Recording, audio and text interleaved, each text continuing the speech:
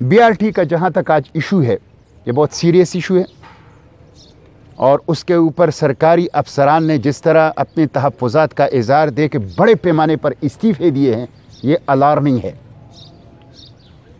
इतना बड़ा मंसूबा जिसकी कर्ज़ें आइंदा हुकूमतें और आइंदा नस्लें देंगी, उसके ऊपर सरकारी अफसरान की इस तरह अखबारात और मीडिया के ज़रिए से सामने आना, ये हैरान कुन भी हैं, ये अफसोसनाक भी हैं और नेब को, आला अदालतों को इसका नोटिस लेना चाहिए और हुकूमत को, वज़ीर आला को अपनी पोजीशन जो है वो क्लियर करनी चाहिए।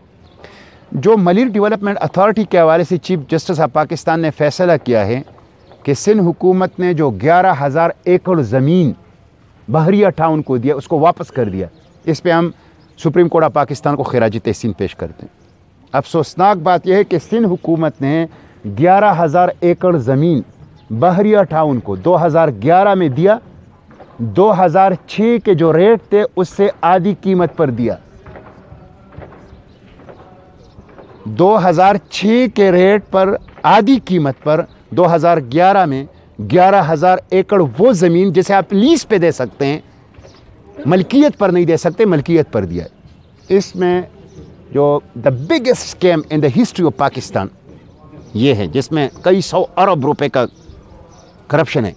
इस पे हम चीफ जस्टिस को, सुप्रीम कोर्ट ऑफ पाकिस्तान को खिराज तहसीन पेश करते हैं और इसके जो ज़िम्मेदार हैं उनको पकड़ना चाहिए।